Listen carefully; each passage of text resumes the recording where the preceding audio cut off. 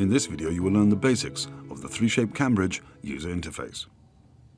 The software user interface consists of three main parts: Input panel, Job panel, and Main menu. The Input panel is used to import items to an existing job. There are three different ways to import an item. 1.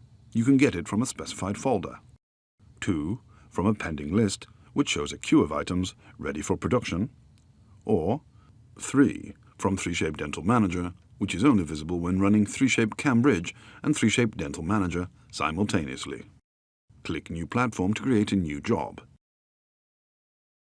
A pop-up will appear. Here you can specify your 3D printer and corresponding material. You can also enter advanced settings, where you're able to set production automation. Click Add. Select an item from the list and click to Job in order to add it to an existing job. The Job panel is a part of the software that shows you the current job, its items, and enables you to edit them before producing an output file. Here you have a list of items that were added to this job, with all the details included. Below, there's general information about the current job. You can select items in the job for inspection or manual editing. It is also possible to remove an item or add more of them to the job if needed. The Sort button provides an appropriate sorting of items on the job, and the Overview button opens a job overview in the PDF format. For manual editing, click the Placement button to open the 2D placement window. Editing is fairly straightforward. Click and then drag an item using your mouse in order to select and move it. Use the mouse scroll wheel or hold down the right mouse button for rotating items. You'll notice that when an item's positioning violates a boundary, it becomes red. Use the Auto button to cancel manual changes and return to the default item's position automatically. Click the Edit button to go to the inspection mode. Once there, the Job panel will switch to the 3D view. At the bottom, you'll find tabs for changing between different action modes: View, 3D Orientation, Supports, ID Tag, and Slices. Please note that the Slices tab is only available when the Calculate Automation level is enabled on the nesting step. On the View tab, depending on the configuration, you can turn the visibility on or off for different elements. This can be used for a more detailed inspection of the nested items. The 3D Orientation tab gives a possibility to rotate the item in 3D.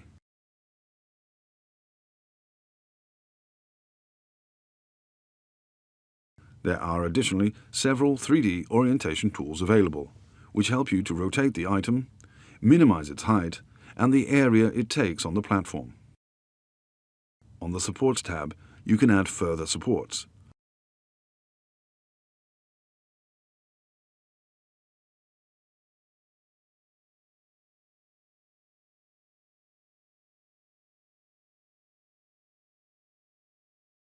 Remove or move auto-generated supports if needed. A support can be selected by a left click on the mouse. Hold down the Control key on your keyboard to select multiple supports. Use your mouse to move them.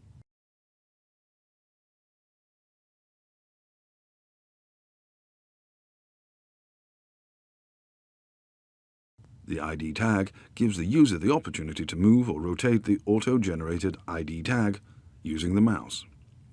This can be done for on-surface as well as detachable tags.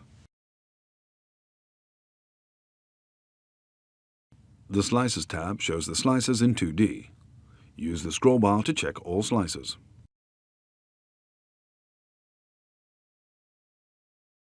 Click OK to apply all the manual editing. After all the changes are done, in the bottom right corner, the green Produce button starts the output file production process.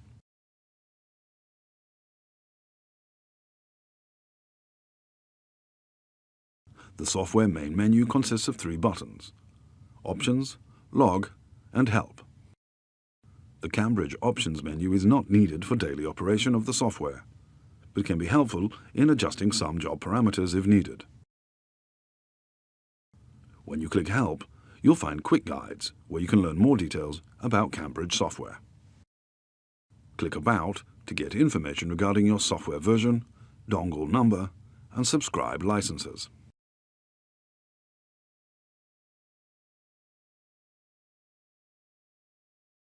In this video, you've learned the basics of the Cambridge software user interface. We hope this was helpful, and thank you for watching.